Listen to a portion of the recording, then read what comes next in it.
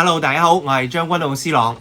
相信各位將軍澳居民咧都對5月22號嘅時候將軍澳線全線停擺咧係記憶猶新嘅。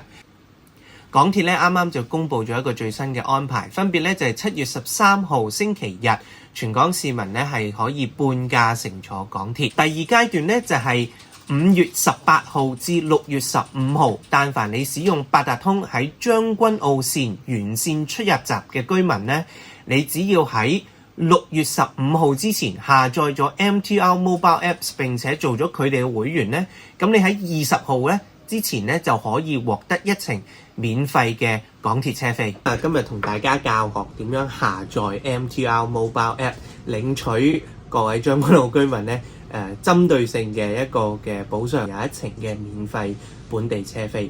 首先咧無論你係用 iPhone 又好定係還是 Android 嘅電話咧，喺你嘅電話揾你哋嘅應用商店，咁分別可能係 App Store 啦，或者係 Google Play。好，咁去到應用商店咧就搜入 MTR Mobile， 咁第一個啦。見到啦，有個唔同鐵路線嘅顏色嘅 MTR logo 咧就係正確噶啦。MTR Mobile， 咁撳咗下載之後咧，大家如果未註冊做 MTR Mobile 嘅會員咧，咁要快啲去註冊啦。如果唔係，領取唔到呢一程車飛噶啦。咁下載完成咗之後咧，撳喺呢一版度撳登記，輸入你嘅個人嘅資料啦。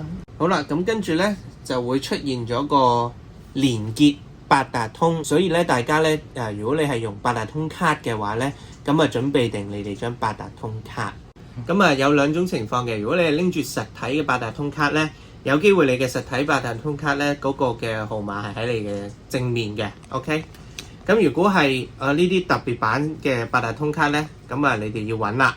通常後面有個括弧嘅，咁就喺後面嘅。好。咁跟住咧輸入完之後咧就撳下一步啦，跟住咧就要設定你嘅 mobile app 嘅密碼啦。最少要8個字元啦，同埋當中又要有大街細街嘅。好，記得啦，緊貼車務狀況，佢嗰啲推送咧你可以保持住佢有個剔號啦。萬一第時再遇到啲咩突發情況咧，大家可以喺電話度收到即時嘅通知。跟住咧佢又會有啲其他嘅資料啦，可能係你啲生日月份啊。到最後一步啦，第6步咧就要輸入你嘅電話號碼，要稍等一陣嗰個驗證碼啦。好，咁就成功登記咗噶啦。綁定咗八達通之後咧，咁你就立即登入，咁就要再輸入翻你頭先嗰個嘅密碼，咁就成功登記咗啦。登記完之後咧，第時點樣領取嗰張車飛咧？首先第一咧，你就撳去中間呢個紅色有個點 MTR 分，係啦。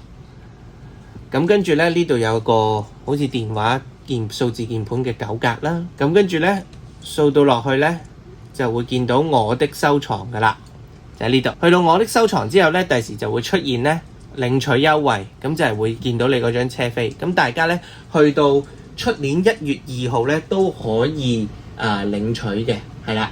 記得領取咗之後咧30日內就要使用噶啦，如果唔係咧就失效噶啦。好，多謝大家，拜拜。